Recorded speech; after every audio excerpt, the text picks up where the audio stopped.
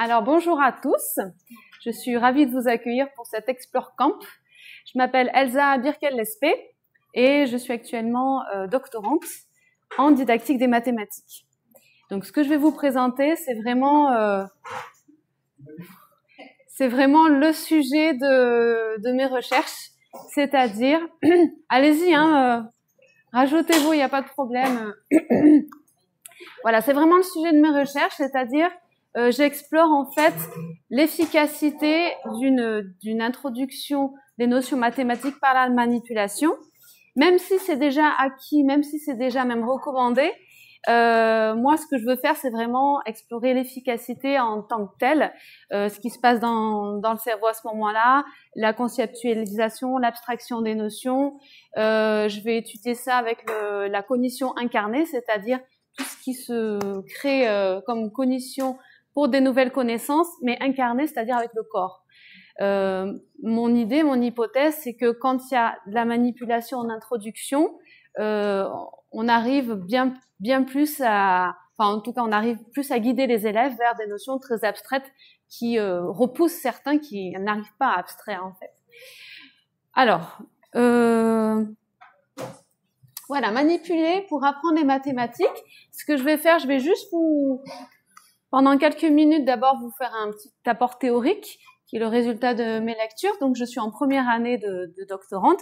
L'an dernier, j'étais en Master 2 ici à l'INSPE. Alors, j'avais présenté un atelier. Est-ce qu'il y en a qui étaient présents déjà l'an dernier? Oui, toi. D'accord. Donc, c'est pas la même chose, ce sera nouveau. Et voilà, du coup, en fait, j'ai décidé de poursuivre en thèse parce que c'est un sujet qui me passionne. N'hésitez pas à m'arrêter pour me poser des questions, pour avoir besoin d'éclaircissement. Je vous propose donc 2 activités, une pour le primaire, une pour le collège. Je les ai testées en classe l'an dernier lors de mon stage justement à travers le master. J'ai passé ce master non pas pour devenir professeur, parce que je suis déjà professeur de mathématiques depuis une vingtaine d'années, où j'ai déjà justement essayé plein de trucs et senti en fait justement un besoin. Et j'ai eu une opportunité en fait en venant ici poursuivre mon conjoint. En fait, j'ai pas eu de poste, donc j'en ai profité pour me remettre aux études pour justement faire de la recherche sur ce que j'ai pu ressentir avec mes intuitions dans mon métier et que j'ai envie de développer davantage. Alors, pourquoi manipuler pour apprendre? La manipulation, il faut le voir comme un tremplin vers l'abstraction. J'aimerais savoir qui est enseignant de mathématiques ici au niveau collège ou lycée. D'accord. Qui est enseignant en primaire? Ok, d'accord. Est-ce qu'il y en a qui sont enseignants d'une autre matière, qui sont là juste par curiosité? D'accord, ok. Super, comme ça je sais à peu près à qui je m'adresse. Donc la manipulation, il faut le voir comme un tremplin vers l'abstraction. Donc en général, on le met plutôt en début de notion, en découverte, mais on peut aussi l'imaginer le mettre après quand on fait une séquence, pas spécialement le mettre au début, ça peut être aussi après. Moi, pour l'instant, dans mes réflexions, c'est plus vraiment au début pour la découverte d'une notion. Alors, j'aime bien cette phrase que j'ai trouvée citée par Bailly et Longo. La mémoire du geste est une toute première expérience vers une abstraction mathématique très importante.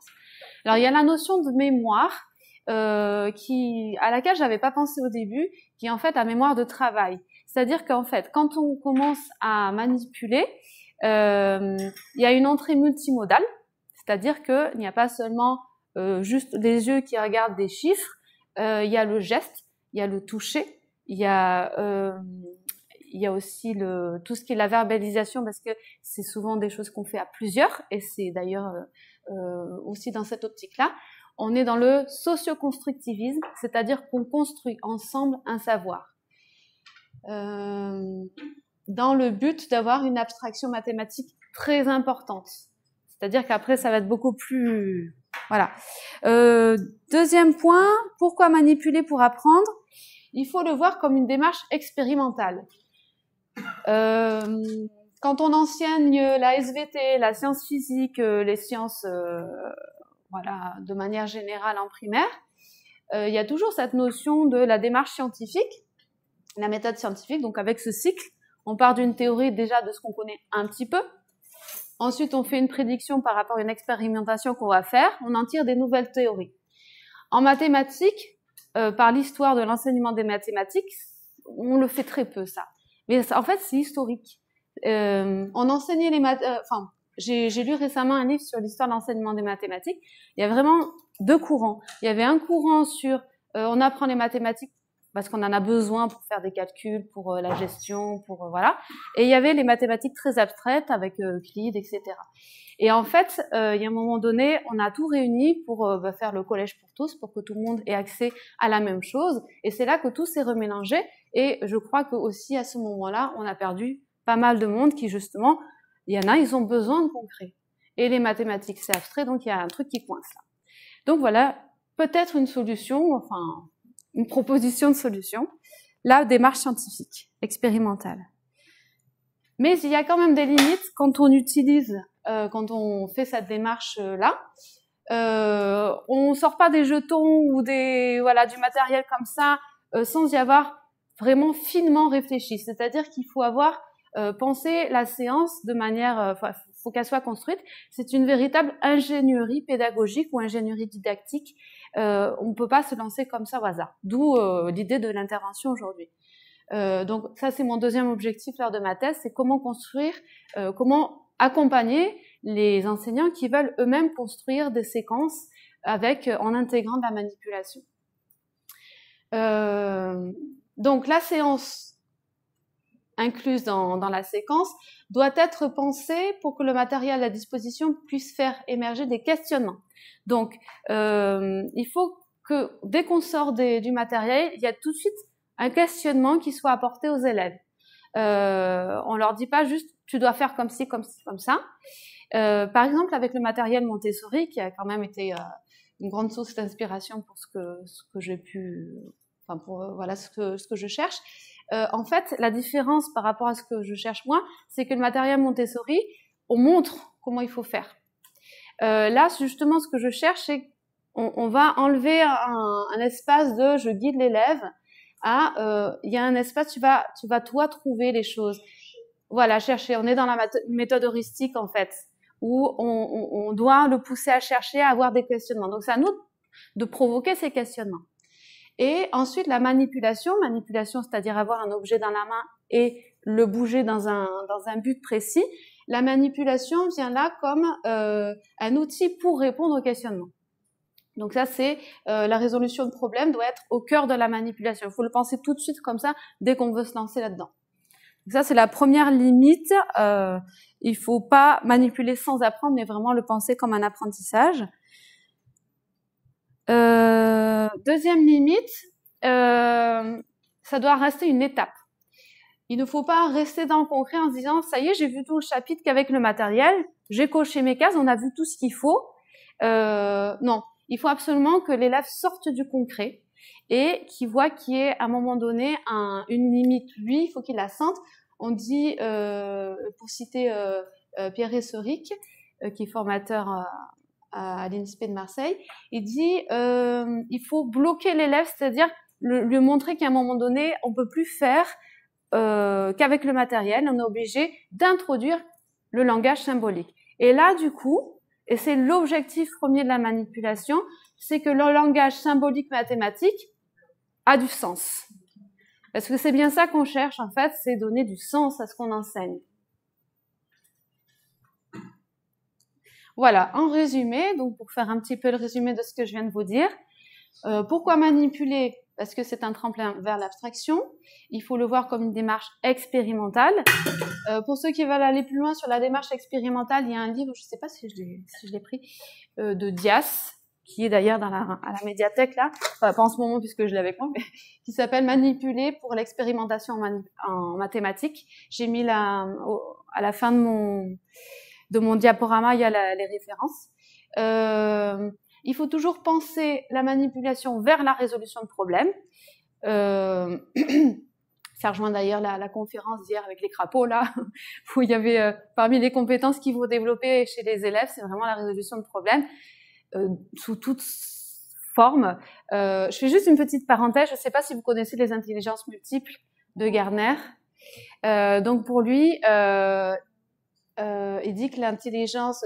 Donc c'est une façon d'aborder les mathématiques avec la multiplicité des intelligences, en fait. Il y en a qui ont une intelligence kinesthésique, avec le mouvement, avec les gestes, et là, ça leur parle tout de suite.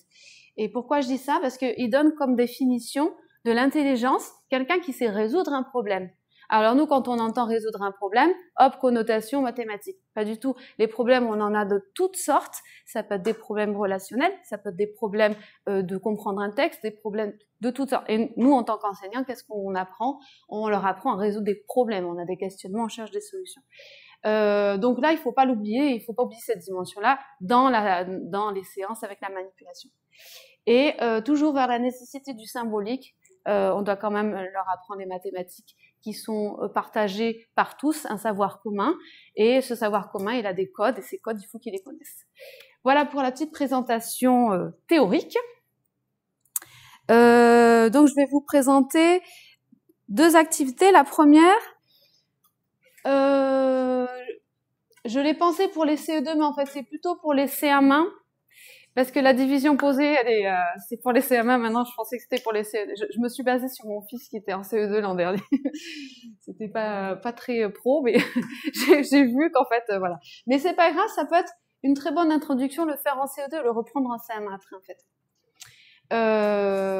Voilà. Alors, ce que je vais faire, je sais pas quelle heure il est. 52. Ah ben, pour ceux qui veulent partir, je peux au moins vous faire un petit peu essayer le procédé. Alors,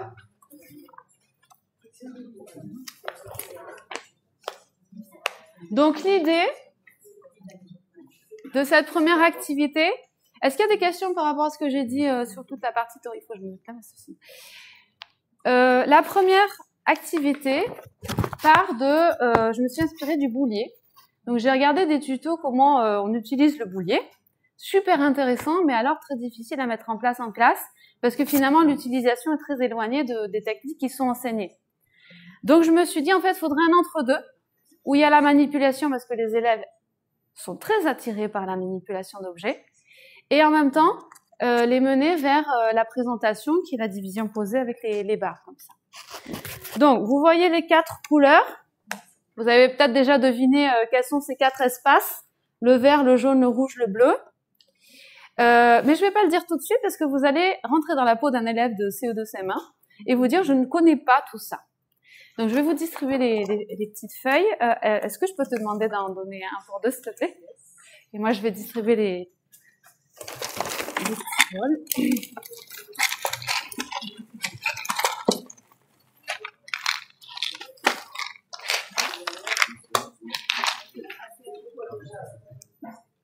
Donc, 1 pour 2, c'est pas mal. Si vous en manquez, je crois que j'en ai encore un.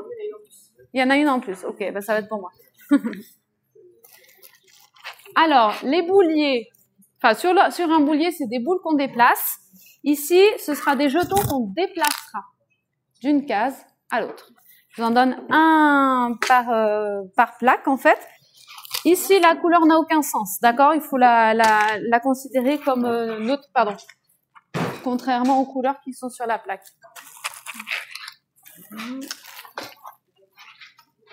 Voilà, donc allez-y, ouvrez. Hein. Prenez connaissance. Alors, j'ai donné une fiche. Je vous propose une fiche qui peut être donnée aux élèves. Tous ceux qui veulent, je peux vous la transférer en Word, comme ça vous la modifiez comme vous voulez. Alors, c'est une proposition qui est assez guidée et on peut partir sur, quelque chose de beaucoup moins guidé.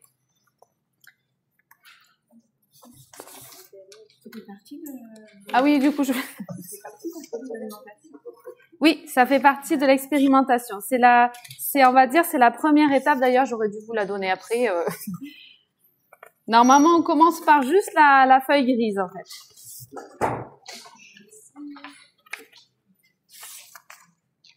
Voilà.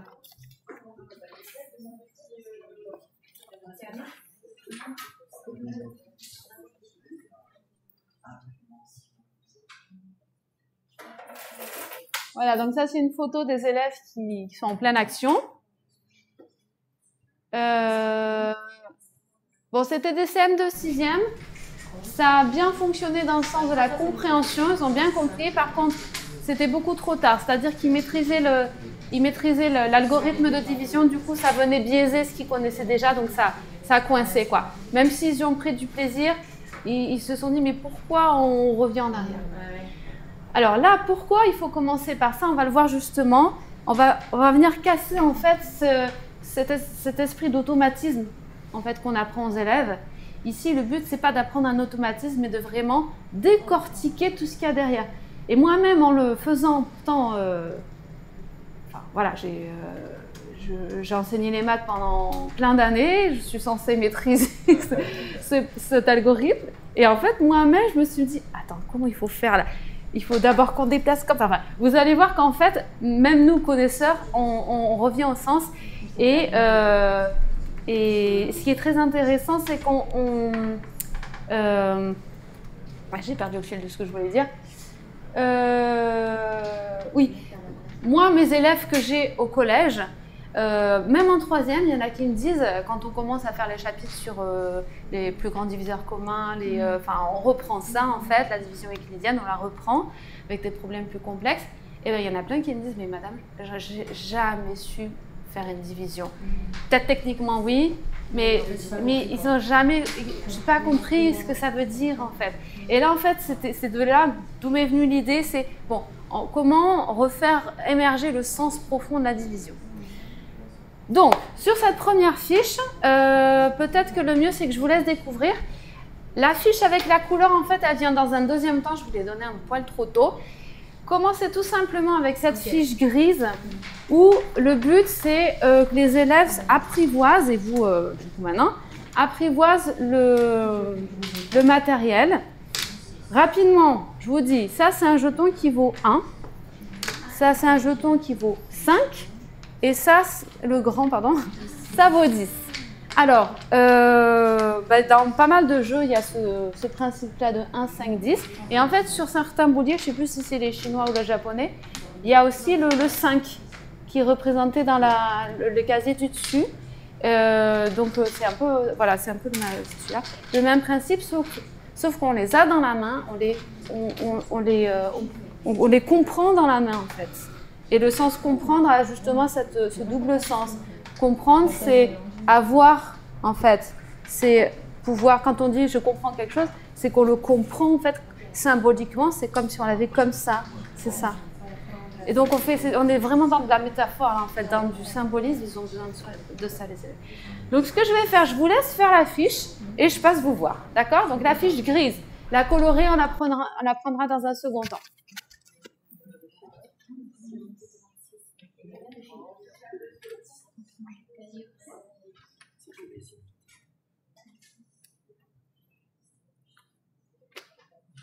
Alors celui-là, vous le mettez ici, c'est ça? Non, enfin, pour la première étape, on mettait dans... Vous faisiez comme ça? Ah non, mais que ça vaut 10. C'est pas des dizaines. C'est pas des dizaines. Bah oui, c'est pas des dizaines, donc c'est pas bon. Ah oui, c'était trop. C'est ça, donc en fait, là, ça vaut bien l'heure. Voilà. Alors là, du coup, vous êtes à la question C. Voilà, c'est ça. Combien y a-t-il d'unités? Voilà, c'est ça. Et vous avez fait du coup celle d'avant ou Bah non, du coup, en fait, non. Alors, d'abord faites la toute première.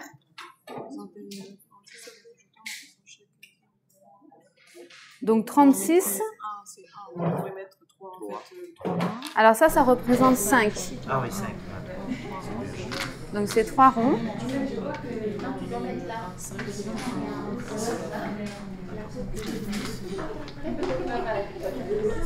Voilà. Donc en fait, l'objectif ici, c'est de refaire comprendre qu'on est tellement habitué à l'écriture comme ça qui s'enchaîne qu'on oublie complètement ce qu'il y a derrière. Et donc là, on redécortique et l'élève comprend de nouveau. Voilà, c'est ça. Donc en fait, ce qui peut être bien, je redirai après, mais c'est que ça puisse être plastifié.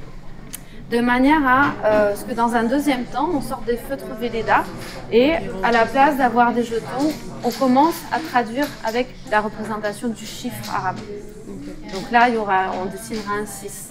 Là, on dessinera un 3. Ah, ça y est, je comprends mieux que le 3, le 6, en fait, c'est des rangs. Comme ça, on leur fait bien intégrer cette histoire. Avant d'induire, on peut commencer en fait, à voir la division, c'est reprendre en fait tout le système en fait. Ouais, tout à fait, c'est ça. Et d'ailleurs, dans les questions qui suivent, je fais d'abord faire une multiplication avec les casiers. Commencer à faire une opération où on n'est que dans cette ligne. Avec l'addition, on pourrait se dire on met 2 casiers et puis on regroupe et tout. Mais là, en fait, non, on garde cette ligne en fait et on fait tous les calculs avec cette ligne, comme un boulier qui finalement est un seul objet, quoi. J'ai une question un petit peu peut-être différente, peut-être que ça, c'est juste en fait, c'est vrai qu'en ce moment on est vraiment dans la méthode explicite, enfin en tout cas dans cette conception, on est vraiment dans la monstration, on montre ce que l'élève doit faire pour après l'appliquer. Là on est quand même dans un cheminement un petit peu différent vu qu'au final on leur montre pas et on les laisse en fait chercher. Alors ça reste une étape, mais l'explicitation elle est très développée là dans le sens où on explicite le sens de l'opération. Après, sans montrer en fait réellement, il n'y a pas de modelage réellement en fait ouais, c'est ça. Parce que pour moi, la pédagogie explicite, elle est certes dans la méthodologie, mais pour moi, la méthodologie, elle vient vraiment après en fait. Et effectivement, il faut expliciter à fond, mais au début, on doit toujours se dire, les mathématiques surtout, où les élèves ont vite une perte de sens, on explicite le sens. Donc on est vraiment dans la pédagogie explicite. Ça va faire d'ailleurs partie d'un de mes paragraphes dans ma thèse, on est complètement dedans en fait. Ouais. Moi c'est ce qui m'a fait venir ici, quand j'ai lu le descriptif, parce que nous à l'école primaire on suit vraiment les guides nationaux. Et donc par exemple dans le guide national CP c'est vraiment ça, manipuler, verbaliser, abstraire, et c'est bien d'être dans les objets tangibles. Et du coup, moi, ça donne sens à ce qui est écrit dans ce guide-là. Tout à fait. Que du coup, dans la démarche vraiment pour arriver à cette abstraction-là, je trouve ça génial. Ouais, tant mieux. Du coup, nous, on est référents du numérique dans le primaire. D'accord. Moi, je suis sur le vent aléatoire.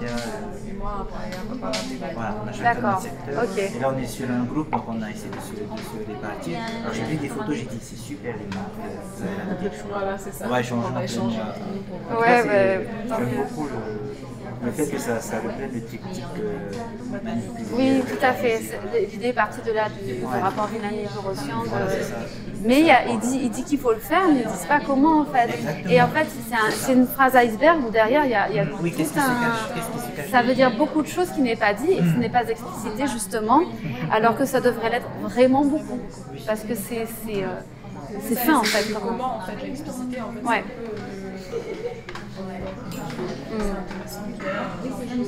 Alors l'idée ce serait qu'il y ait une version ensuite numérique. C'est ce que je veux faire, ouais.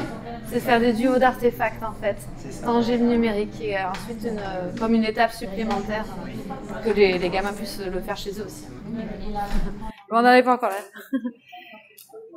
Il y en a qui ont besoin de vérifier, Vous avez un doute? Ouais. En train d'essayer de se mettre dans la peau d'un mec. Oui, c'est ça.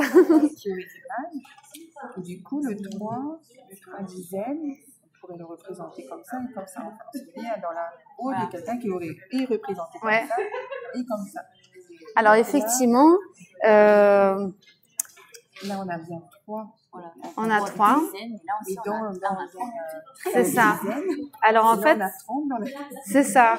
Donc, ce qu'il faut se dire, c'est que on peut représenter un nombre. Ça peut être aussi une autre façon de faire. On peut représenter un nombre, par exemple, dans un cercle où on rassemble la valeur des jetons. Dans ce cas, bon, là, on n'a pas assez de jetons. Ou on peut écrire selon la représentation qui est utilisée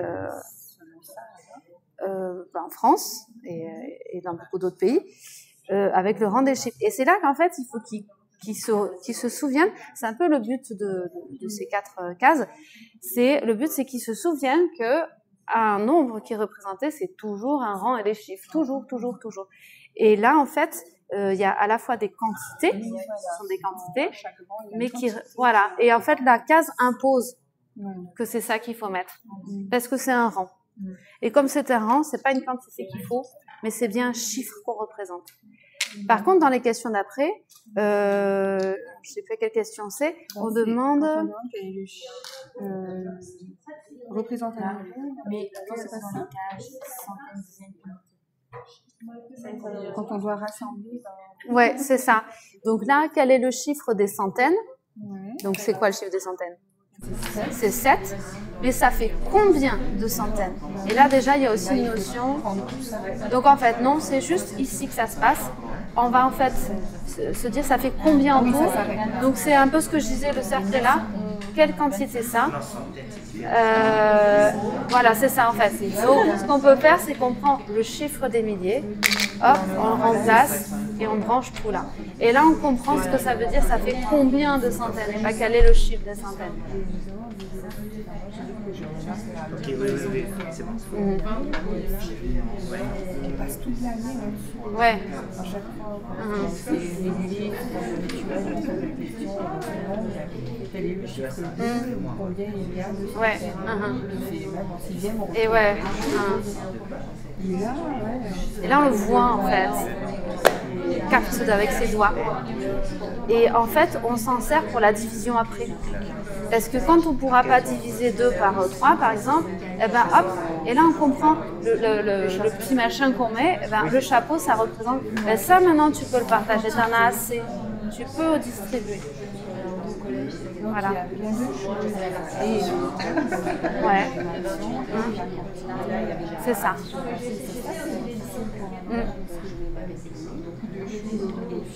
Ouais, c'est ça. Il y a énormément de notions à travers ce. Ouais. À comprendre. Il y a la multiplication là, je crois qu'elle est. Je sais plus où je l'ai mise. Ouais, alors c'est peut-être là la multiplication. Ah oui, 5 fois dans l'année.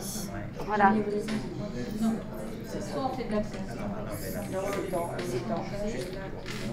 Je vais aller voir les autres. Et là, du coup, on utilise ce casier pour faire la multiplication. On commence, justement, parfois on commence pour multiplier. Est-ce qu'on commence par multiplier ça, ça, ça? Est-ce qu'on multiplie le tout? Donc ça peut aussi être une introduction à la multiplication, donc bien en amont de la division. De toute façon, c'est bien de l'utiliser plusieurs fois dans l'année, ce genre de matériel. Ça fait un cycle. On s'est rendu compte qu'il y a beaucoup de façons d'écrire. Oui, alors ça dépend. Ça peut être des chiffres, des unités comme des dizaines. Alors tout dépend de la question qu'on pose justement. Et c'est pour ça qu'ici, on fait une petite introduction là, c'est-à-dire quel est le chiffre des centaines et combien y a-t-il de centaines. Et donc c'est une façon de bien montrer la différence entre la quantité, le nombre, et le chiffre. C'est le chiffre qui représente. Eh ben, nous, ici, on n'avait pas de milliers en fait. On avait tout mis ici, et quand ici on a vu qu'il fallait des milliers, du coup on a redéplacé, tu vois. Ah, ici tu veux, pour cette question-là? D'accord. Alors ici, est-ce que j'ai mis... Parce qu'en fait, il y a une multiplication à faire, donc on en arrive au millier, c'est ça, ouais. Ah, mais nous, on en avait mis plein dans les centaines en fait. On n'avait pas été avait 400, on n'avait pas multiplié par 5, ça faisait 2000, donc on avait fait 20 ici. Ouais. Donc si on écrivait, on va comme mettre 0 et mettre 2. Et oui, c'est ça. Et en fait, c'est juste, les deux sont justes, effectivement, c'est ce que vous disiez, c'est ça. Il y a plusieurs façons d'écrire le nombre, et ça les fait manipuler. Ouais, c'est ça. Et ils comprennent en fait au moment où ils posent la multiplication, donc ça peut être aussi une activité avant d'introduire la multiplication. Et du coup, l'idée de vider la case, qui n'est plus rien là, qui en est là, on a mis des siècles à avoir l'idée de mettre un 0 à la place, des siècles à avoir l'idée de le faire, alors qu'il y avait déjà l'idée des rangs et des chiffres. Et donc eux, ils ne peuvent pas trouver ça en 5 secondes, donc c'est à nous de les guider. Et c'est là ça s'appelle la zone proximale de développement, où on est là pour leur apporter le savoir là où il manque déjà de ce qu'eux, ils peuvent se construire eux-mêmes. Nous, on arrive en tant qu'enseignants, on comble ce qu'ils ne peuvent pas deviner, en fait. Du coup, vous aviez une petite question? Vous avez levé le doute? Oui, en fait, on commençait à se dire qu'une dizaine, c'était ça placé ici. Et finalement, ouais. Finalement c'était qu'une dizaine, c'était plus une dizaine. Ouais, c'est ça. Tout dépend de la question, si on veut représenter le nombre avec des chiffres ou si on demande quelle est la quantité de. Voilà. Et en fait, c'est bien qu'ils se... C'est ça, c'est chiffres et non. Et c'est un moment de les mettre au pied du mur, en fait, en disant, t'as tendance à confondre les deux. Eh bien, là, tu vois, concrètement, qu'il y a une vraie différence. On ne peut plus dire chiffres et nombres quand on est passé par là, parce qu'on sait que ça n'a pas du tout le même sens, en fait. Et c'est bien que les élèves soient confrontés à ça, en fait. C'est un peu des activités, je te mets au pied du mur. C'est-à-dire... ok, je t'ai dit plein de choses, je t'ai répété plein de fois, je vois bien que ça rentre pas. Et bien là, tu vois bien que tu peux pas penser autrement que comme ça. Et du coup là, en fait, on s'en sert aussi quand on fait ces questions-là. C'est une introduction à la division où, à un moment donné, quand on va devoir diviser, par exemple, s'il y a 2 ici et 1 ici, si on veut diviser, qu'on veut diviser par 3, on ne peut pas. Du coup, qu'est-ce qu'on fait? Eh bien, on prend ça et on le remplace par 2. Et là, on peut diviser ça. Donc, c'était aussi le but de faire cette question intermédiaire. D'accord. Oui. Ça s'achète facilement dans le commerce? Alors, j'ai mis un lien. Moi, je les ai commandés en France. Okay. Je crois qu'ils livrent en Polynésie. Je suis pas sûre, mais bon, moi, j'ai fait venir dans la valise de quelqu'un qui venait me voir. Okay. Sinon... Ouais, le lien sera donné. Il en existe en plastique ici. J'en ai vu dans les magasins de jouets ou à Carrefour dans le magasin de Petit Prince. Peu importe la symbolique, vous pouvez garder cette petite symbolique. C'est bien d'avoir la dizaine. Ça, c'est bien pour éviter d'en avoir trop et ça fait réfléchir sur d'autres points en fait aussi. Voilà, il y a beaucoup de choses qui sont derrière ces petits rectangles qui sont. Ça travaille beaucoup les opérations et moi j'aime beaucoup en fait. Non, c'est tout pour le jeu. Il y a alors tout le matériel imaginable. De rien. Et voilà, si vous aimez inventer des jeux et tout, il y a vraiment tout ce qui existe dans le... Et ce fichier, tu pourras aussi... Oui, pas de problème, ouais. D'ailleurs, on essaye de faire la division, du coup. Alors, même si vous n'êtes pas allé au bout de la fiche, c'est pas grave, vous pourrez l'explorer plus tard. Alors, vous voyez, j'ai pour la fiche division, qu'est-ce que je voulais dire? La fiche division, là, j'ai la version avec les mots de vocabulaire. Ce que je vous conseille de faire, c'est toujours, en fait, quand on fait de la manipulation, c'est bien de garder un certain suspense. C'est-à-dire que à la fois on les bloque pour qu'ils cherchent. Quand ils sont vraiment bloqués, nous, il faut qu'on intervienne à un moment donné pour débloquer, pour leur donner des coups de pouce. Ça s'appelle en fait une situation adidactique, c'est-à-dire, je sais pas si vous avez tout ce jargon-là, moi je l'ai découvert cette année. Situation adidactique, c'est ça en fait. C'est une activité où en fait les élèves se débrouillent. Ils peuvent faire complètement la chose tout seuls. Adidactique, c'est-à-dire que finalement ils pourraient le faire sans nous. Mais en fait non. En fait non, parce que la présence du professeur est là pour faire l'étape de l'institutionnalisation. C'est-à-dire qu'à un moment donné, on est obligé d'instituer le savoir partagé par tous, partagé par le programme et du coup, quand on en arrive à les débloquer, à apporter le savoir qu'il y a derrière tout ça, ça s'appelle, on est dans la zone proximale de développement. C'est-à-dire qu'on est dans un espace où l'élève sait déjà beaucoup de choses, il vient de découvrir aussi beaucoup de choses, et nous on arrive pour apporter un petit plus qui fait qu'il progresse. Et sans nous, il ne pourrait pas. Alors, on va prendre cette fiche-là. Il y a une fiche activité qui va aussi avec. Mais on va le faire en étant moins guidé. Donc je vous la donnerai seulement après.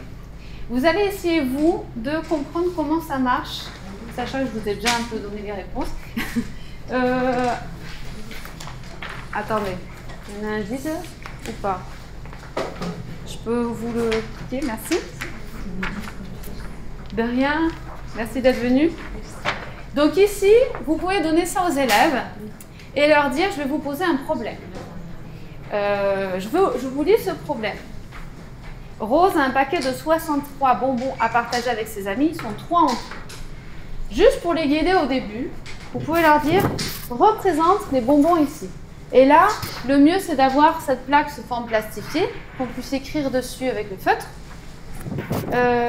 Ici, vous pouvez leur faire écrire nombre de bonbons. Ils sont 3 à se les partager. Vous pouvez faire écrire ici nombre de personnes à partager, par exemple. Et on demande combien ça fera de bonbons par personne. Ici, nombre de bonbons par personne. On explicite le cadre pour les guider pour les lancer en fait sur la piste. Mais après, c'est eux qui vont essayer de voir comment ils vont se débrouiller. Alors, on peut un petit peu les guider en disant qu'il faut qu'ils représentent les 2 premiers nombres ici, donc les bonbons et le nombre de personnes. Et en fait, ils veulent faire quoi? La division, c'est quoi? C'est de la distribution, du partage. Et l'intérêt de ces jetons, c'est qu'on peut faire ce système de partage. C'est-à-dire, là, dans la case jaune, c'est-à-dire le nombre de personnes, je les représente par des... Ce sont des personnes, il faut imaginer que ce sont des personnes. Et là, j'ai les 63 bonbons. Questions qui peuvent se poser. Qu'est-ce que je commence à distribuer? Est-ce que je commence à distribuer les 3 bonbons de l'unité? Ou est-ce que je commence à distribuer les dizaines? Dans cette question-là, qu'est-ce que vous en pensez? On commence par quoi? Si vous étiez un élève de CE2. On commence par distribuer les 3 unités de bonbons ou les 6 dizaines de bonbons? Ils vont peut-être vous proposer, on a 3 bonbons, on va d'abord donner les 3 bonbons. Il se trouve qu'on peut le faire ici. La question d'après, on ne pourra pas le faire.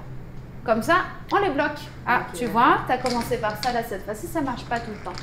Et du coup, peut-être d'abord distribue ta grosse masse de bonbons, tes dizaines, et après, on voit ce que ça fait.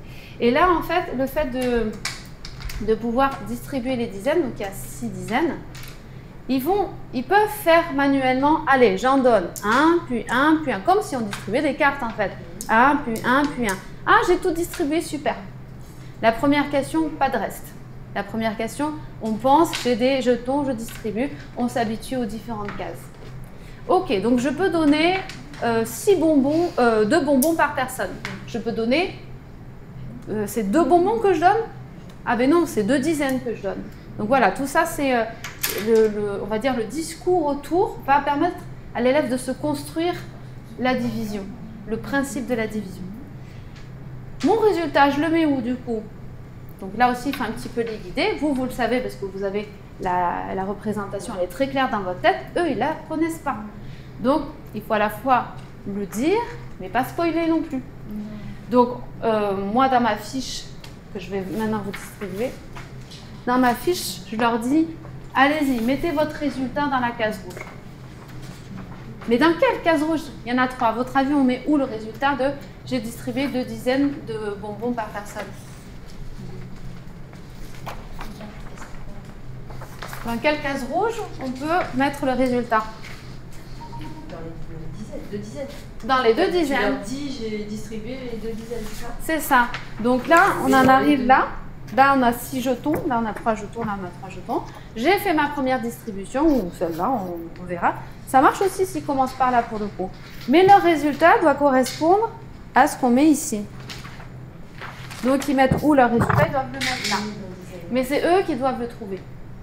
Pourquoi? Parce qu'on a distribué des dizaines. Ils vont dire, ah ben non, c'est les dizaines qu'on a mis. J'ai donné 2 dizaines par personne. Ils ont tout de suite le lien avec le problème. Et on continue. Et on redistribue. OK? Je vous laisse faire directement le deuxième exercice, la question 2. Puisqu'on vient de faire ensemble la question 1. Comme ça, vous tentez, vous essayez de le faire avec un nombre plus grand.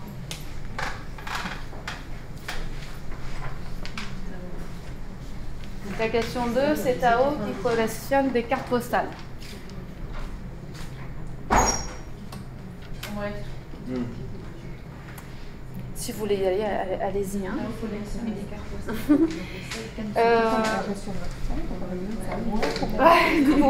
Bon, là, on va dire j'ai dit l'essentiel pour la division. Ce que je vous suggère, c'est de partir avec les feuilles. Après, je vais de toute façon vous les poser. Ah, j'aurais dû prendre les adresses mail là. Ce sera peut-être plus simple si je vous les envoie par mail. Non, c'est bon. Hein? Je veux bien lister, oui. Ouais, je vais enfin, je dis pour ceux qui sont partis en même temps. C'est la même école. Ah, ok, bah super. Ah, bah super. T'as un stylo ou? Oui, j'ai ça. Oui, vous demandez les casiers, vous avez pris un modèle de recherche déjà existant ou... Non, j'ai complètement inventé. Ouais. Je ne l'ai pas vu. Donc, le fait de lier le rang Ouais. à la compréhension du sens et de la quantité, Oui. ça suscite quoi au niveau cognitif? C'est ça vraiment qui fait que c'est ça que vous expérimentez? Ouais, c'est ça en fait. C'est en fait moi quand je vais expérimenter, tout ce que l'élève peut dire, voilà, c'est vraiment dans la verbalisation en fait que l'enseignant capte où est-ce qu'il en est. Et c'est là que le cognitif se crée. C'est tout le savoir qui se met en place à travers juste une activité en fait, qui se met en place ou qui est réactivé en fait.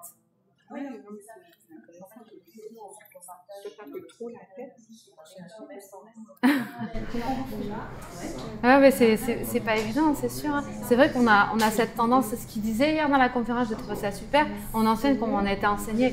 Oh, c'est dur de.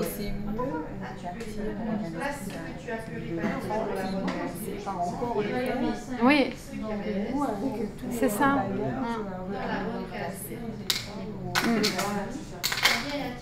C'est ça, ouais. Alors l'histoire des rangs et des dizaines, c'est quand même inspiré aussi de dans le matériel Montessori, il y a des grandes plaques comme ça où on met des pions, mais je trouve ça pas très maniable en fait. Et puis c'est beaucoup plus onéreux quoi. Là la boîte c'est un mélange de jetons, ça coûte 8 €. Là j'ai 2 boîtes en tout, donc ça coûte 16 €, c'est tout, pour toute une classe, et on peut faire plein d'activités avec.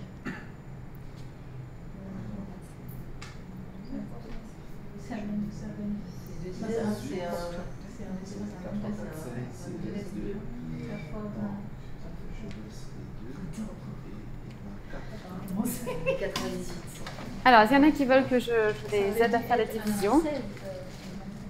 Alors, pour le reste, c'est vrai que je ne l'ai pas trop indiqué. À voir, hein, on peut encore l'utiliser d'une autre façon, mais en fait, cette case reste, je me suis rendu compte qu'on s'en servait plutôt à la fin, vraiment ce qui restait à la fin. Parce que ce qui reste là, dans le protocole, on descend en fait, oui. Et tout se passe en fait là. Oui. Et le reste, on le met où? On le bascule d'une case à l'autre. Oui, en fait, tu redistribues ici. C'est ça. Ah, le fait de j'abaisse le chiffre, en fait, c'est je me déplace d'une case. C'est-à-dire que vous en étiez où là, par exemple? Non, mais en fait, on reprend. Ouais, on a repris parce que. Attends, on est à 98. On était là, on a mis 5 en fait, 5 dizaines. Ouais. Et 3. Voilà, donc 98. Donc on se rend compte que c'est plus facile de commencer par là. Donc comment l'expliquer aux élèves, ça, je vous laisse trouver pourquoi il faut commencer par là et pas par là. On commence par là. Donc on fait quoi? Ben, on distribue. Ah, c'est là quand ben voilà. Alors on peut mettre soit là. On savait pas. Ouais. Alors vous pouvez effectivement le mettre là. Et puis là on a le 5 et ben on le remplace par 5 par.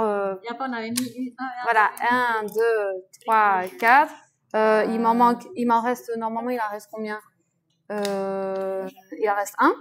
Donc, on a tout distribué. J'en ai mis combien par personne? J'en ai mis 2. Okay. Donc, là, on déplace. À chaque fois qu'il change de case, il change de sens, en fait, les jetons. On remet tout là. Donc, c'est vrai que c'est une technique aussi. Hein. C'est à la fois, ils découvrent, à la fois, on les guide dans la technique. Il m'en reste 1. J'en fais quoi, celui-là? Bah, tu le descends. Alors justement, moi ce que je conseille, c'est de le mettre à... Il me reste une dizaine. Sauf que si je veux partager, je distribue une case. Donc je fais quoi? Voilà, et ça je range. Et là du coup je repartage ça, en fait. Ouais. Avec plaisir? Ouais, super. Ok, super. Oui, vas-y. Je leur ferai rien. De rien. Là, on peut faire ça. Et là, il faut transformer en unité en fait. Les élèves essaient de faire. Comme ça, hein? Ouais.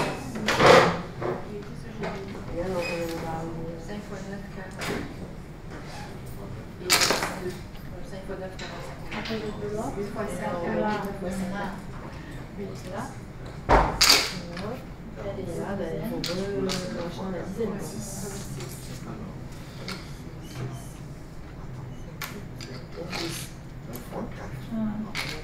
Et 4. Hop. Et 4.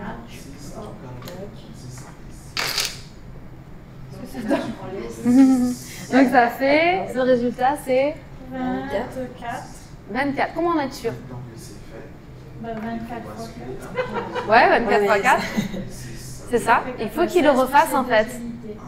Alors ça du coup, on le met là. Voilà. À la fin. Ok. Voilà. Donc c'est la division qui vient pour la pointe. C'est ça. C'est ça. C'est ça.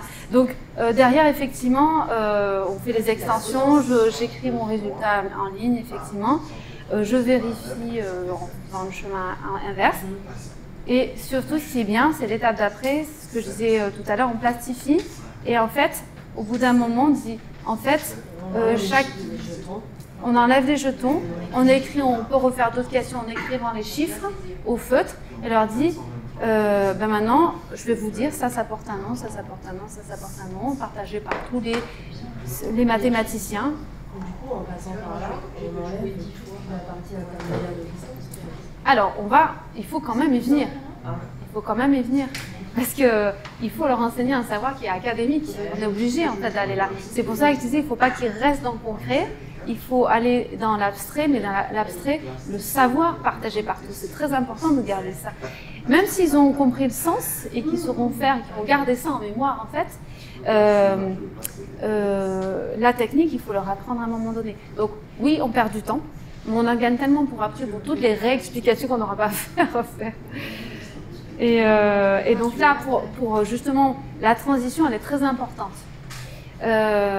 Donc on commence par le feutre à écrire tous les trucs, et puis après, au bout d'un moment, on peut aussi mettre une feuille blanche là, et puis leur dire maintenant, vous allez noter vos étapes.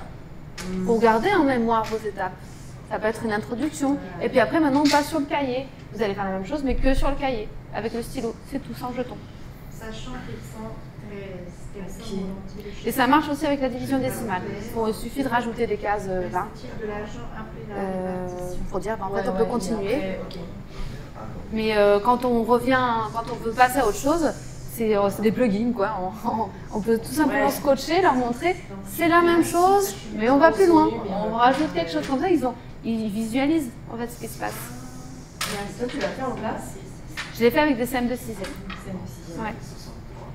Ils ont compris le principe, ils sont bloqués sur les dizaines, est-ce que c'est ça ou ça qu'il faut mettre. Même moi, je me suis... La manipulation d'avant, en fait. Ouais, c'est ça. Ouais. C'est-à-dire que c'est vrai que... Moi, quand je reprendrai ça avec mes élèves, cette histoire-là de passage, il faut y passer vraiment beaucoup de temps, en fait, que ça devienne... Ouais. Et il y a un truc qui s'appelle le chiffroscope. Non. C'est un peu ce système-là, c'est-à-dire que tu donnes des jetons, et en fait, tu places des jetons et tu leur dis ça fait combien de temps. Ah d'accord, ouais. Ils doivent manipuler les jetons. Je ne l'ai pas testé, mais en fait, je suis tombée dessus la semaine dernière. D'accord. Allez, je vais noter parce que c'est... Ça s'appelle le chiffroscope. Chiffroscope. Et c'est en fait c'est le même principe que ça. Exactement. D'accord. Alors après, je sais plus s'il y a des formes de jetons. Je ne l'ai pas demandé, mais j'ai enregistré le truc en me disant que c'est ça qu'il faut à mes élèves, quoi. Pour qu'ils justement ils comprennent la valeur en fait, que tu peux en mettre 25 ici. Et du coup, comment tu vas l'écrire en fait? Il y en a qui vont passer là, c'est cette manipulation-là qu'on fait. Et pourtant, il faut le manipuler. Ouais. Je ne sais pas quelle heure il est. Je n'ai même pas pris 10. Il est déjà 10h30. Ah oui, non, ça fait. Est-ce qu'il y en a qui sont intéressés par l'autre activité sur l'introduction des probas? Peut-être, les profs de maths au collège. Collège ou lycée? Collège, hein? Ouais. C'est des jeux.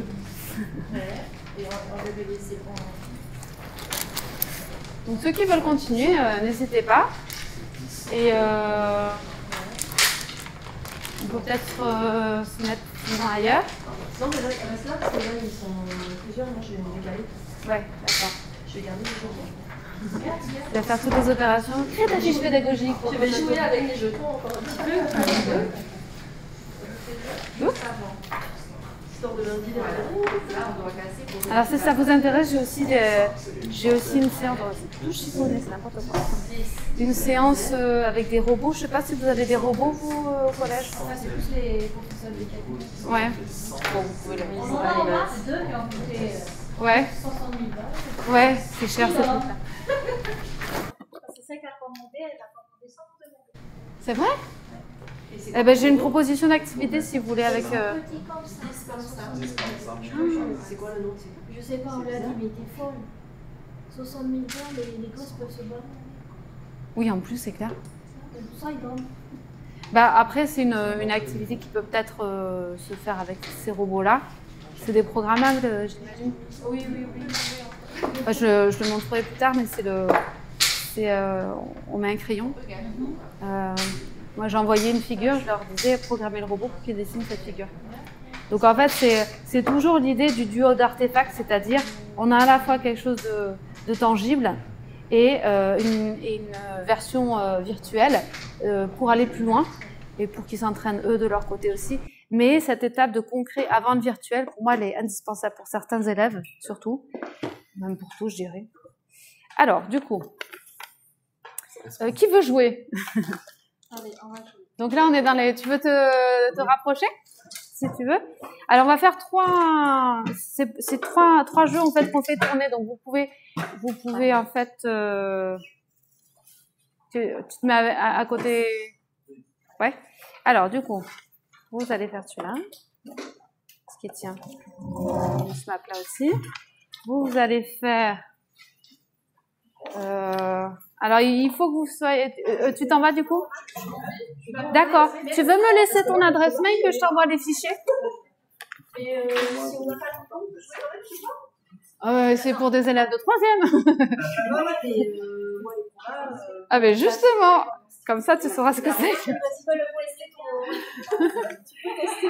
Vous mettez ensemble comme ça, parce que le but c'est de jouer à plusieurs quand même. Alors, non, ça c'est les dés. Alors, les cartes, ce sera après. Hop.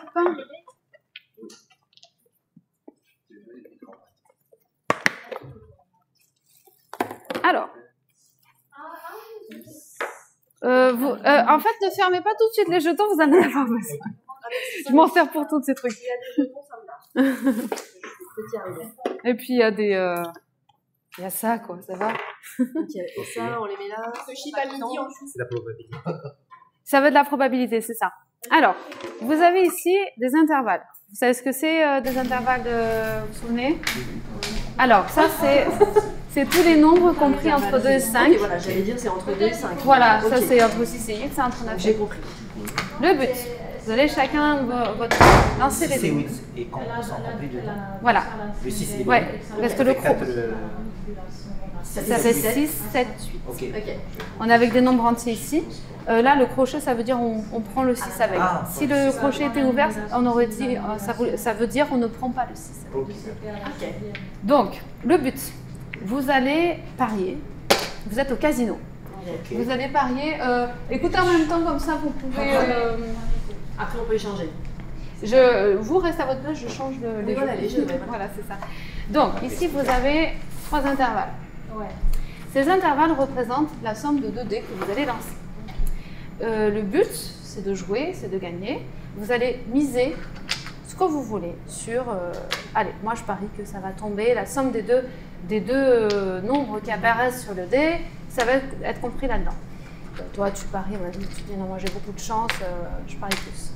Vous lancez les dés, un des deux, c'est pas gênant, et vous regardez. Donc 12.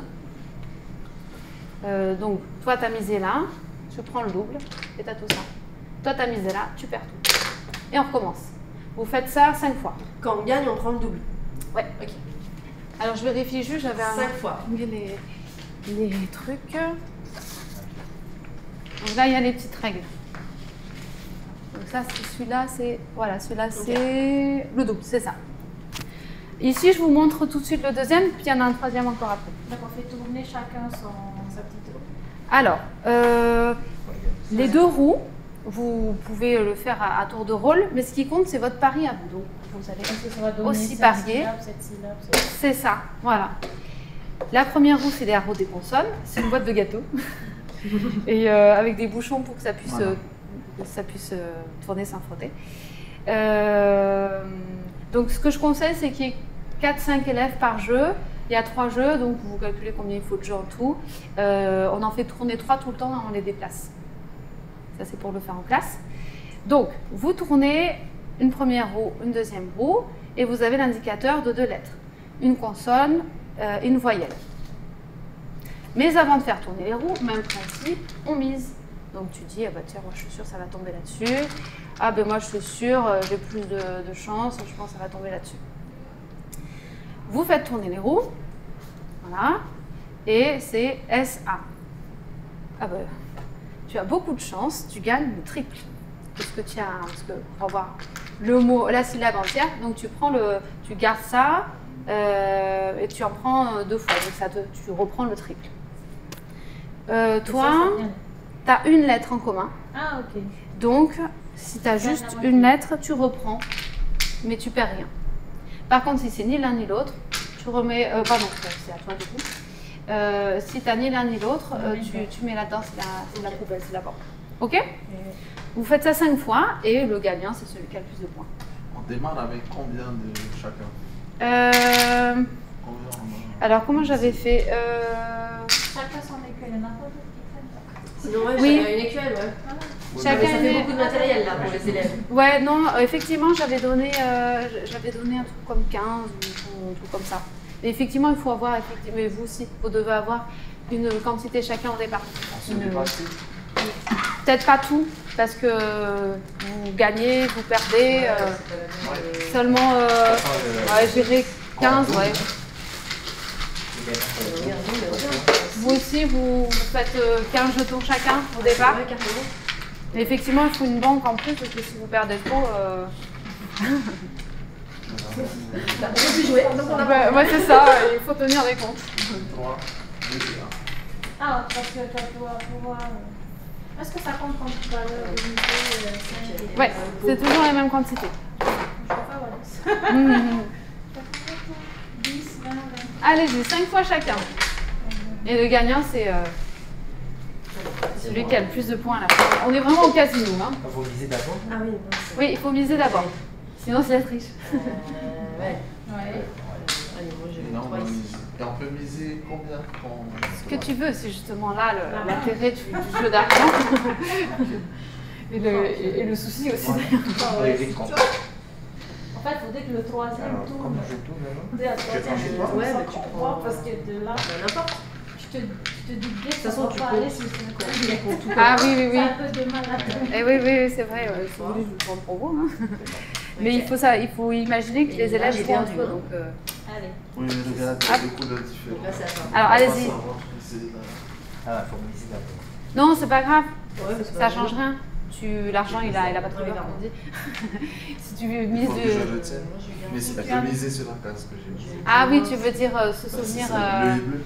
Là, c'est orange. Oui, mais après, tu te souviens là. Je pense que. Non, mais avec. Non, mais c'est vrai qu'avec les élèves, ça les peut élèves, vite être un. Ils vont se battre. Ouais. Allez, moi je vais là. On peut faire plusieurs, non? Non, une seule case, par contre. Ah, Sinon, c'est pas facile. voilà. Il faut justement qu'il y ait plusieurs possibilités.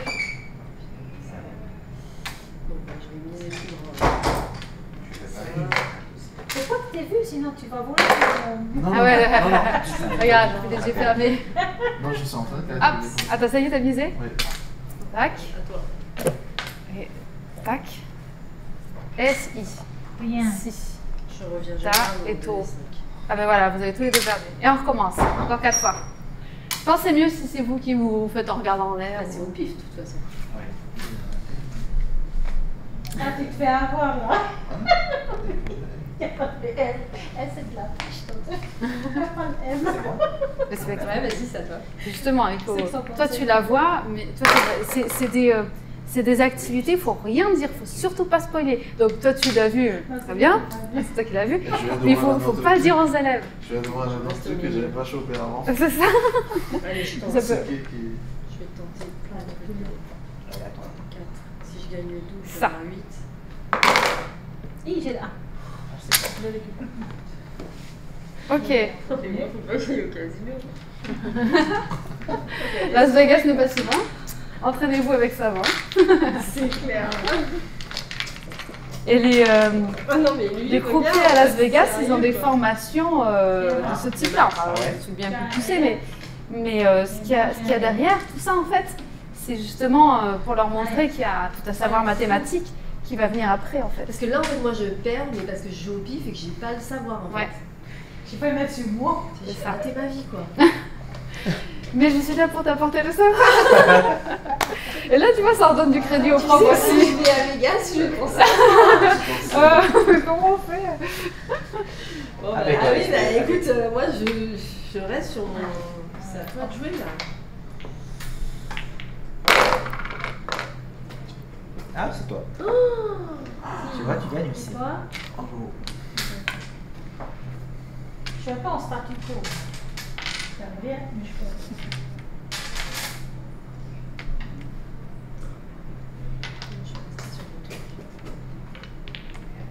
Ça, j'ai rien Allez. gagné. Le batteur. C'est pas possible.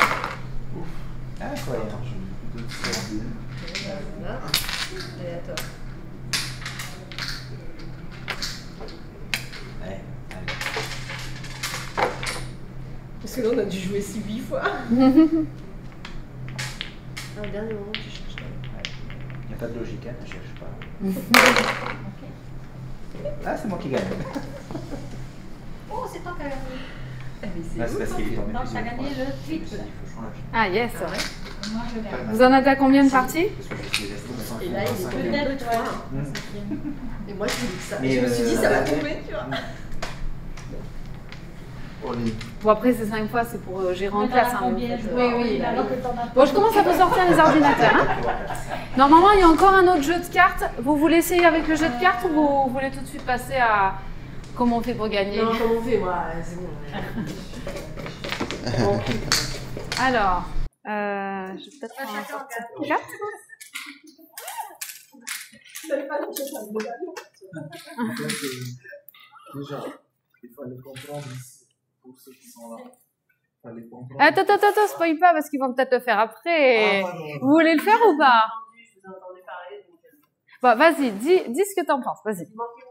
Voilà, déjà, en fait, dans la grille qui est proposée ici, il y a un mot qui concerne le M qui ne figure pas. C'est sûr que c'est un peu important. Et il y a autre chose, regardez le logo des concerts.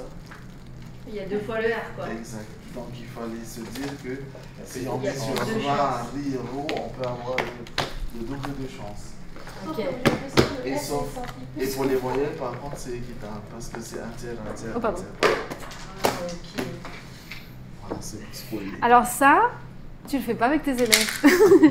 Tu les laisses s'empêtrer dans le truc jusqu'à ce que tu dises on va faire autrement.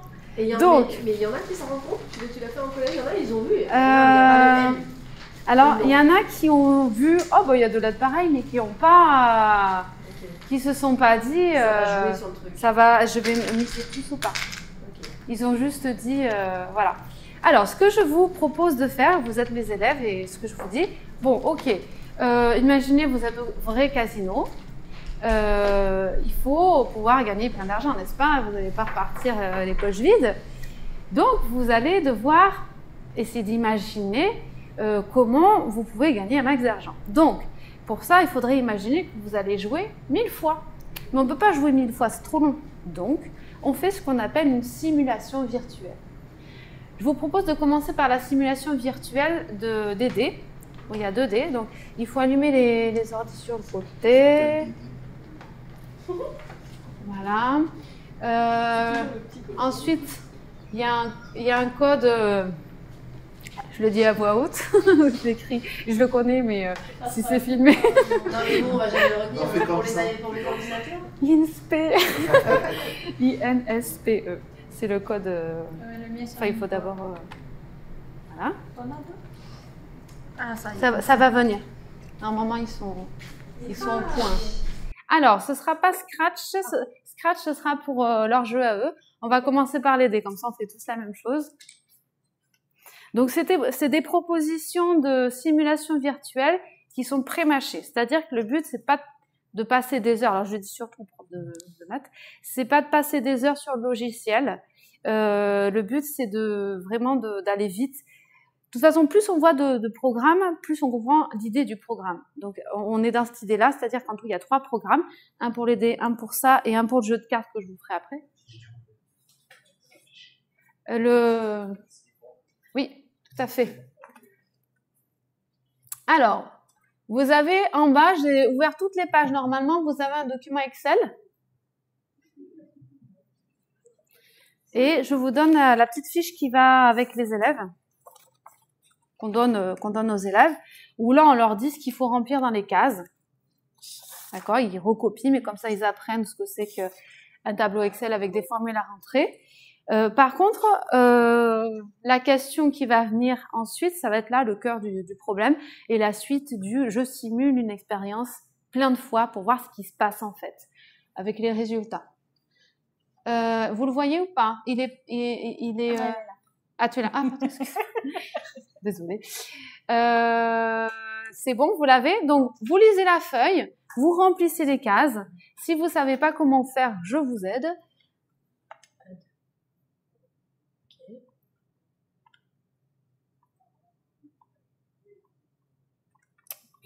Il est là. Je l'avais ouvert, mais il a dû se bugger.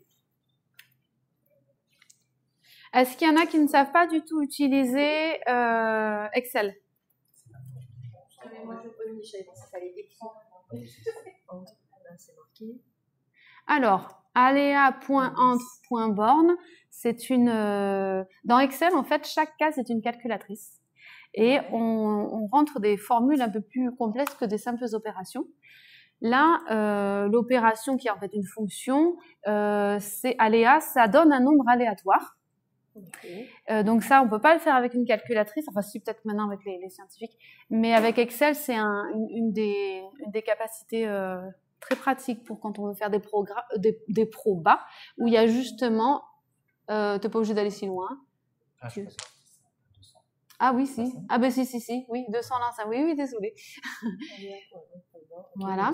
Et on veut un nombre aléatoire entre le nombre 1 et le nombre 6, et c'est ça qui représente le lancer du dé. D'accord? Donc, chaque case va avoir, à chaque fois que vous entrez cette formule, vous avez comme un lancer de dé.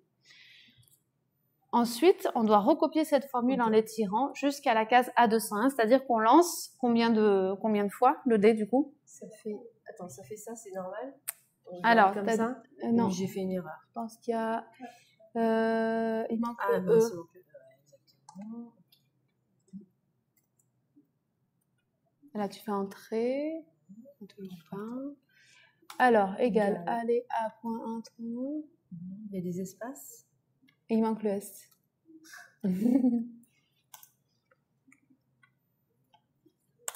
Voilà. Donc, ton premier lancer, c'est 1. Pour éviter de recopier 10 fois ouais, vous connaissez, vous étirez. Jusqu'à 201. Donc, ça veut dire que vous simulez combien de lancers de dés, là? 201. Non, 200. La ligne 1. Voilà, la ligne 1 est prise par le titre. Ça doit apparaître des chiffres? Normalement, oui. On a 200 lancers de dés, donc 200 nombres compris entre 1 et 6. J'ai oublié le Sénégal. Alors, quand on fait une formule dans Excel, il faut toujours commencer par un égal. Ça veut dire qu'on transforme la case d'Excel en une calculatrice. Ah oui, non, c'est bon, j'ai oublié. Ok, donc ça, c'est un dé. Mais en fait, vous lancez 2 dés. Donc, vous faites la même chose avec la colonne B. Donc, vous rentrez la formule dans B2 et vous les tirez pareil. Pour faire les 2 dés. Ah, égal ça. Attends. Que l'on écrit pour calculer ensemble. Alors, comme c'est juste 2 dés, on peut faire plus simple que écrire somme. Ça plus simple. Ouais. avec l'opération, tout simplement. Comme ça, on ne cherche pas trop les enfants. Oui et non. Ça peut être une activité introductrice d'Excel, dans la mesure où on leur explique, bon, il faut leur dire, dans chaque case, c'est une calculatrice, on leur demande quoi calculer, attention, c'est plus qu'une calculatrice, enfin, non, au contraire, ça peut être bien parce que on comprend très bien de quoi ça parle, c'est 2 dés qu'on lance, on additionne les deux. Donc, il n'y a pas de savoir derrière trop compliqué, donc ça peut être au contraire une entrée en matière d'Excel plutôt bien. Ok, alors que doit-on écrire dans la cellule C2? Alors, la cellule C2, ouais, voilà, le titre de cette... Voilà. Est-ce que vous savez un petit peu faire ça ou pas? Je sais pas, égal ouais. A1 plus B2? Ouais, c'est ça, tout simplement.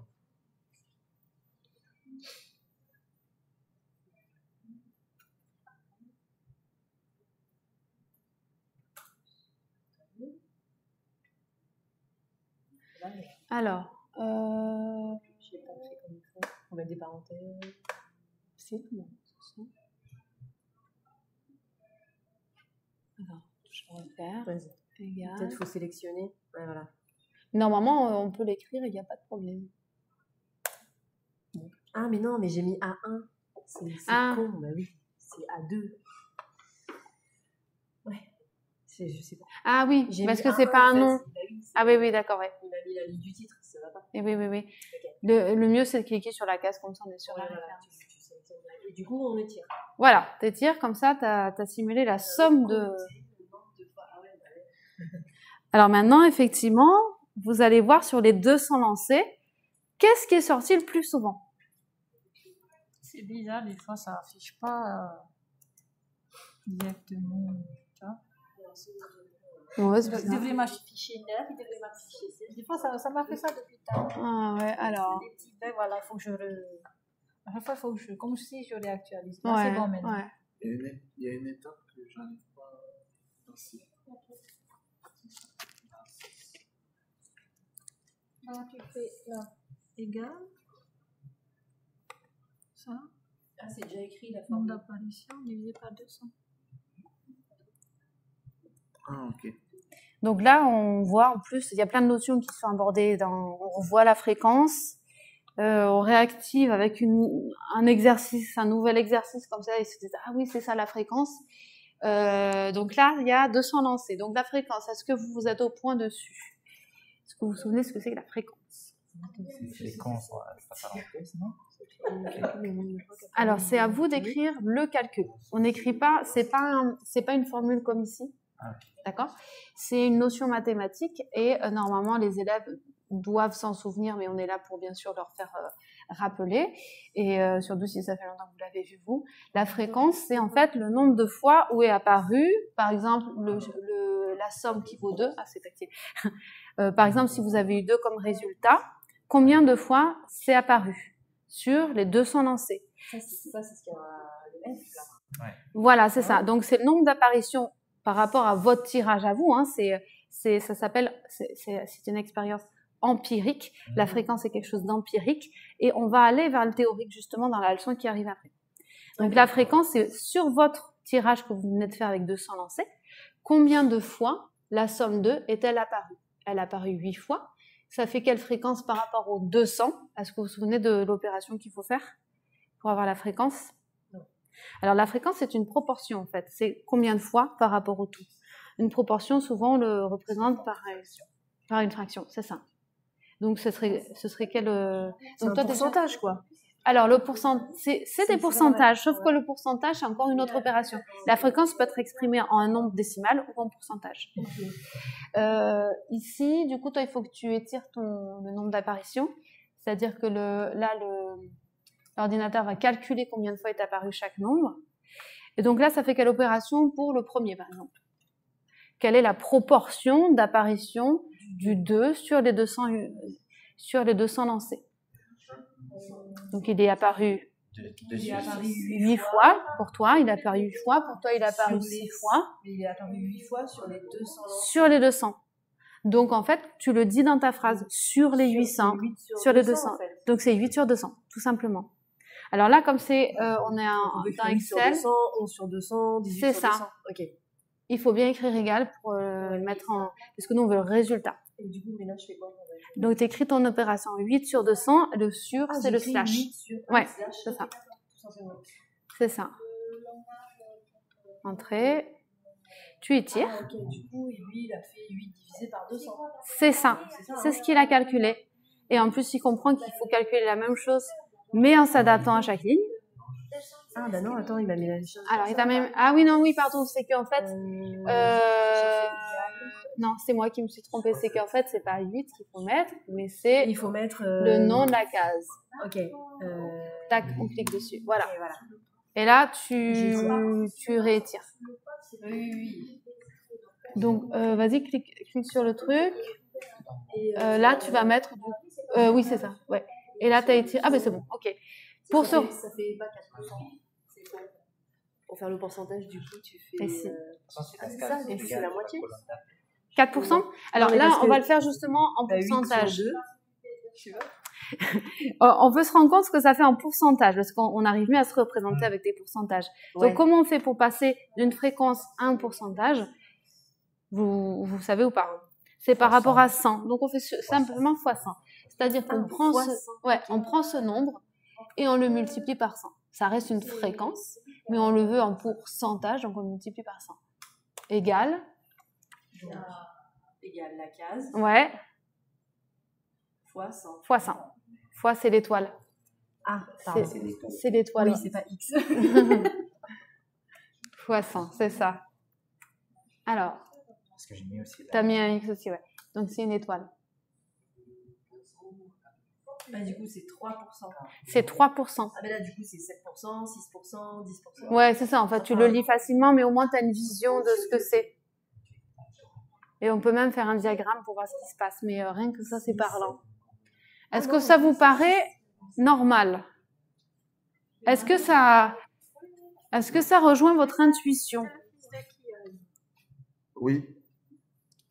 Alors, les matheux qui connaissent un peu, peut-être ça rejoint leur intuition, mais les autres, les élèves de 3e qui n'ont jamais fait ça. Est-ce que pour vous, c'est normal qu'on n'ait pas le même... pourtant, les dés, c'est les mêmes, on a autant de faces. Pour moi, ça reste magique. Hein, mais... Ça reste magique. Alors, si ça reste magique, c'est qu'il faut comprendre ce qui se passe derrière. Mais avant, qu'est-ce qui ressort le plus? Maintenant que vous savez ça, sur quoi vous auriez misé plutôt? Sur quel intervalle il valait mieux miser, à votre avis? Sur? Oui, parce qu'on a fait le calcul. Ouais. On a fait la somme. C'est ça, on a fait la somme. Et peu importe, j'ai beau modifier les tirages. Ouais, on peut refaire plusieurs fois le tirage pour voir si c'est pas juste du hasard. Et à chaque fois, on est dans la quarantaine, proche de la cinquantaine. C'est ça. 47%. Donc c'est mieux. Ouais, du coup, tu as regroupé par intervalle, ouais. On peut le faire. C'est vrai, je ne l'ai pas mis dans la question, mais on pourrait regrouper par intervalle. Donc, il vaut mieux miser sur quoi? Le 7. Celui du milieu. Sur l'intervalle du milieu. Il valait mieux miser là. Et pourtant, regardez, il y a combien de possibilités dans cet intervalle? Il y en a 2, 3, 4, 5, 6, il n'y en a que 3, pourtant. 9, 10, 9, 10, 11, et là, il y en a 4. Et pourtant, malgré tout, c'est mieux là. C'est bizarre, hein? Alors là, on en arrive à la théorie. C'est-à-dire qu'on peut basculer avec les élèves sur... on passe d'une expérience empirique vers du théorique. Et c'est là que les maths prennent leur sens. Et on arrive à convaincre les élèves que finalement, les maths, on en a besoin pour faire des calculs prévisionnels. Et les probabilités, la météo, par exemple, c'est que de ça. On se base de plein de choses empiriques. On passe dans la moulinette pour faire des fréquences. Et on se dit, bah, la probabilité que le vent souffle dans cette direction, ce sera plutôt ça. On a pris des résultats empiriques comme là pour réfléchir à une théorie. La théorie, elle arrive maintenant. Eh bien, il s'agit en fait des probabilités. Les probabilités, c'est la théorie de ce qui va se passer dans le futur. Par rapport au hasard. Parce que là, c'est du hasard, on a lancé des dés. Donc, comment faire comprendre aux élèves pourquoi on en arrive là? Avant de vraiment démêler le problème, alors là, je m'adresse plus aux profs de maths, Là, c'est un peu le moment d'arriver à la phase d'institutionnalisation, c'est-à-dire on commence à donner du vocabulaire. La fiche que je vous ai donnée avec les règles, alors c'est pas celle-là, c'est l'autre, celle-ci, je vous l'ai donnée. C'est les 3 jeux en fait. À partir du jeu auquel les élèves ont joué, bon, ça a pris 1 heure pour tout faire, tous les trucs, ça prend du temps, c'est vrai. Mais au moins ils ont ce sens-là de ce que c'est les probabilités. Il y a quelque chose qui se passe de magique et ils vont essayer de comprendre ce qui s'est passé. Si c'est pour des gains d'argent, c'est super important. Et les gains d'argent, les finances et tout, on est en plein dans les probas, hein. C'est que ça. De toute façon, la bourse et tout, c'est des probas. Avant d'aller plus loin, on en profite pour introduire du vocabulaire. Ce qu'on a fait, c'est une expérience aléatoire. Il y a plein de fiches après. Qu'est-ce qu'on doit calculer, qu'est-ce que c'est une issue, qu'est-ce que c'est un univers. Alors les issues, c'est tous les résultats qu'on peut avoir, 1, 2, 3, 4, 5, 6. Mais si c'est la somme des deux, ben ça, en fait, c'est plus que ça. Les issues, ça commence à 2 et ça va jusqu'à 12. Okay. Les issues, c'est de 2 à 12. Et les sommes possibles. Toutes les sommes possibles. Et pour eux, c'est les combinaisons de lettres. Et pour eux, alors là, c'est carrément plus complexe. En fait. Ça paraît simple au début, mais derrière, il y a quelles sont toutes les possibilités que j'ai. Ouais, RA, voilà. SA, SA. Ben, tu le dessines, c'est ça. Et c'est exactement ça, on fait un arbre. Et là, ils comprennent l'utilité d'un arbre probabiliste, où on se dit, on le voit peut-être pas tout de suite, mais le fait qu'il y ait 2 fois la même lettre, finalement, ça, voilà, c'est ça, ça donne, il y a des calculs sur toutes les branches et tout. Donc voilà, c'est pour avoir tout le cours complet de tout ce qui se passe après, je vous le donne, il n'y a pas de souci, mais je crois que c'est là, je sais pas. 11h02.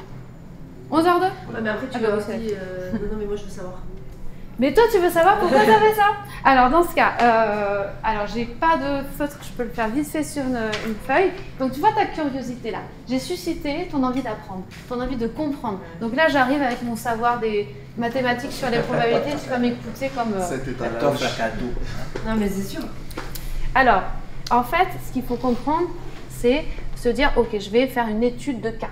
C'est-à-dire, je vais déterminer tous les cas possibles quand je fais la somme de mes 2 dés. Premier dé, qu'est-ce que j'ai comme possibilité? 2, 3, 4, 5, c'est 1. ça. Alors, j'ai le 1. Pour chaque dé, je veux dire. 1, okay. 2, 3, 4, 5. 5, 6. 1, 2, 3, 4, 5, 6. Chaque dé. Pardon. Je fais la somme et je remplis mon tableau de chaque somme, en fait. C'est un calcul tout bête qu'on peut donner à un élève de CP. Il remplit ses cases. Et en fait, on se rend compte qu'il y en a qui se répètent. Ok. 1 plus 1, 2. Est-ce que je vais l'avoir ailleurs? Non. Je l'aurai qu'une fois. Comme le 6 plus 6 qui n'apparaît qu'une fois. Et le 6 plus 6, il apparaît qu'une fois. Donc il a une probabilité sur 36. Voilà, c'est ça. Et donc après, j'ai combien de cas possibles là? J'en ai 36. Et là, on commence à introduire les probabilités en se disant, j'ai combien de chances sur combien d'avoir le 2?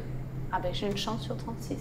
Alors que par exemple, alors que c'est le pour 8, ça qu'au milieu, ouais, il y a c'est plus de chance. Regarde le 7, ça peut être 3 plus 4. Alors 3 plus 4, il est là. Mais ça peut être 4 plus 3. 5 plus 2. Ça peut être 5 plus 2. Et 2 plus 5. Ça peut être 2 plus 5. Et ça Je fait vais 6 combien? plus 1 et 1 plus 6. Eh oui, 6 plus 1. C'est là. 7 là. Attends, je suis perdue là. Oui, voilà, ça fait la diagonale, voilà, c'est ça. J'ai combien de possibilités d'avoir la somme qui vaut 7? J'en ai. Ok, d'accord. J'ai 6 chances. Donc 6 chances de plus de ces deux. Combien d'issues possibles? 36. J'ai 6 chances sur 36.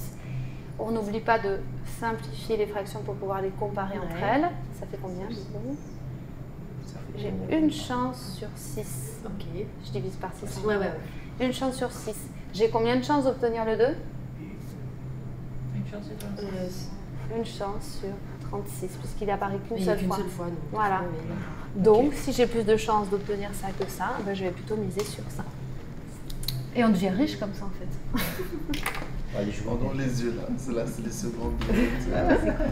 C'est cool.